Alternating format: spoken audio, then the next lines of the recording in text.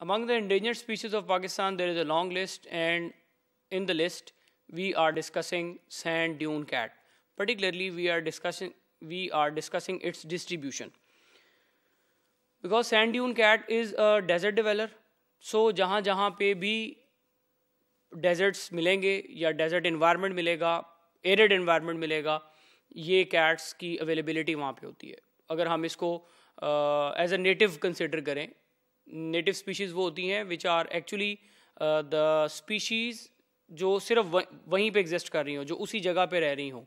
सो इस रेफरेंस से जो अगर हम इसके नेटिव एरियाज़ की बात करें तो उनमें अगेन बहुत ज़्यादा एरियाज़ या बहुत ज़्यादा रीजन्स आ जाते हैं, पर्टिकुलरली जिसमें इजिप्ट है, ईरान है, इराक है, जॉर्डन है, Kazakhstan, Kuwait, Mali, Niger, Oman, Saudi Arabia, Sudan, Syria, Arab Republic, Turkmenistan, Arab United Emirates, Uzbekistan, Western Sahara, and particularly अगर हम पाकिस्तान की बात करें बिकॉज डेजर्ट्स ज़्यादातर बलूचिस्तान या सिंध में एग्जिस्ट कर रहे होते हैं. सो इस रेफरेंस से ये जो कैट है ये बलूचिस्तान में अभी तक रिपोर्ट की जा चुकी है. With reference to its ecology, that means हम अगर इसके इन्वायरमेंट के रेफरेंस से बात करें, ये इन्वायरमेंट में किस तरह अपने आप को अडेप्ट कर रही है ये एनिमल, या इन्वायरमेंट ने इसके अंदर क्या क्या जो चीज़ें हैं वो लेके आए हुए हैं, उसके रेफरेंस से the sand cats are prolific diggers. Because ये जो एनिमल्स हैं इनमें डेफिनेटली डिगिंग की एक्टिविटी बहुत कॉमन होगी, और डिगिंग की वजह से जो इनके नेल्स हैं वो बहुत ज़्यादा ब्लंट होते हैं. रूटीन में जो फिलिसिनी फैमिली है या फिलिडीनी फैमिली है, इनके नेल्स बहुत शार्प होते हैं बिकॉज इसकी डिगिंग एक्टिविटी बहुत ज़्यादा, इस रेफरेंस से इसके नेल्स इतने ज़्यादा शार्प नहीं होते. Digging is necessary to construct and improve burrows and dig rodents out of the sand.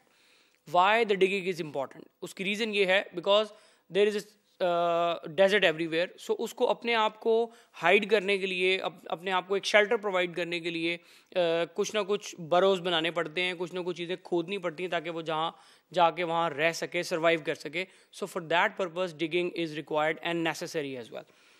Claws do not fully retract and are not very sharp because of the digging activity.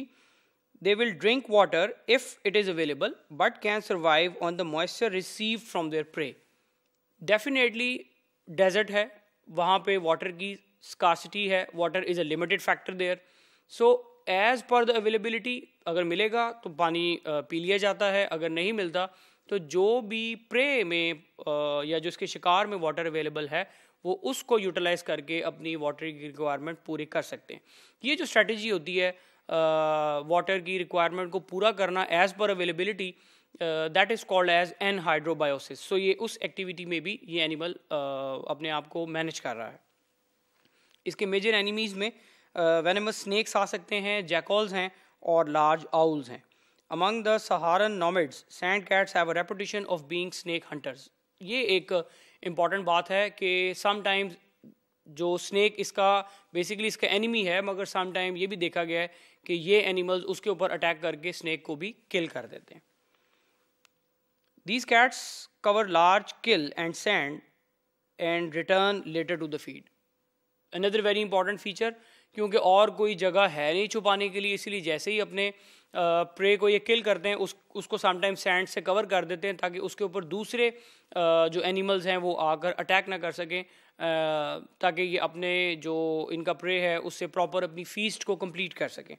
Primarily a nocturnal animal. Nocturnal activity ऐसी activity होती है animals की जिसमें animals they active at night, while दिन के time जिस वक्त सूरज बहुत ज़्यादा हाइट पे होता है और टेम्परेचर बहुत ज़्यादा रेज हुआ होता है, तो ये जितनी भी एक्टिविटी है ये ज़्यादातर डेजर्टियस जो एनिमल्स हैं वो इसको फॉलो करते हैं. बिकॉज दिन में बहुत गर्मी है, रात में कंपैरेटिवली टेम्परेचर डाउन हुआ होता है, तो this activity has been perform by all desert dwellers. इस रेफरेंस से they spend the hot day hours in the shallow large burrows जो उन्होंने डिग किए थे in a dune or beneath a shrub.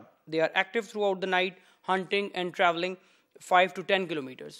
अपने बरोज के करीब रहते हुए इन्होंने मूव करना है और मूव करते करते जो भी प्रे इनको मिलेगा के ऊपर जाके इन्होंने शिकार करना है ताकि उससे अपनी जो एनर्जी डिमांड्स हैं, न्यूट्रिशनल रिक्वायरमेंट्स उनको पूरा किया जा सके। एक और बड़ी इंपॉर्टेंट फीचर इस हवाले से ये है कि जैसे ही इन्होंने अपने बरोज से बाहर आना है उस वक्त इन्होंने थ्रू आउट द बरो, यानी there is a wide view, एक पैनोरामिक व्यू लेना है कि उसके आसपास क्या है। ये एक्टिविटी उन्होंने बरोज से निकलते हुए भी करनी है और बरोज के अंदर वापस जाते हुए भी करनी है। This is a very important behaviour of these sand cats जो बहुत ज़्यादा ऑब्जर्व किया गया।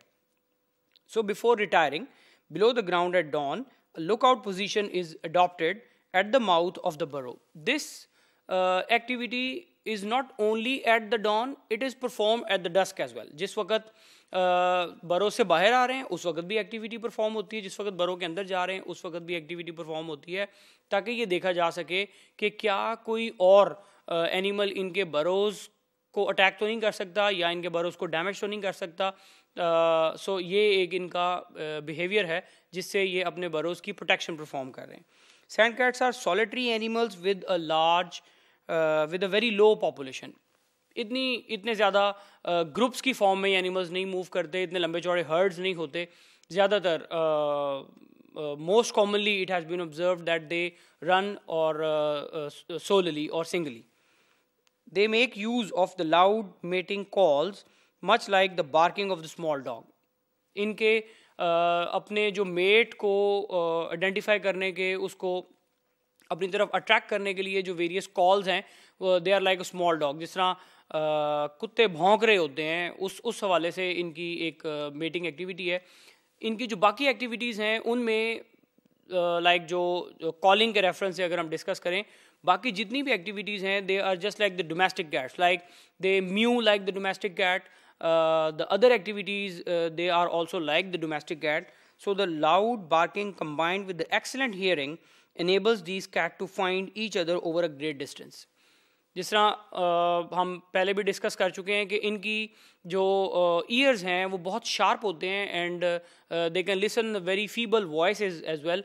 सो ये जो इनकी एक्टिविटी है जिससे ये कॉल्स देते हैं अपने स्पाउस को या ऑपोजिट मेट को, वो कॉल्स को बहुत दूर तक सुना जा सकता है, जिससे दूसरा एनिमल या दूसरा जो इनका मेट है वो इसको सुन भी लेगा और उसके अकॉर्डिंगली अट्रैक्ट भी हो जाता है। अदर वोकलाइजेशन इंक्लूड्स म्यूलिंग, जिस तरह अभी हमने बात की कि जो बाकी जितनी भी बिल्लियों की साउंड्स हैं ये बिल्कुल नॉर्मल बिल्लियों की या डोमेस्टिक बिल्लियों की साउंड्स की तरह इनकी बाकी साउंड्स होती हैं। Grooming and defence behaviour is also similar to the domestic felines. जो पालतू बिल्लियाँ हैं जिस तरह की बाकी वो एक्टिविटीज़ हैं कि उन्होंने अपने आप को किस तरह डिफेंसिव पोजीशन में लेके आना है, दूसरों से किस तरह रिएक्ट करना है, या अपनी स्किन के साथ किस तरह वो समटाइम अपने मुंह को स्ट्राइक करवा रहे होते हैं, वो तमाम की तमाम एक्टिविटीज़ बिल्कुल आम डोमेस्टिक कैट्स की तरह ये सैंड ड्यून कैट्स भी परफॉर्म करती हैं।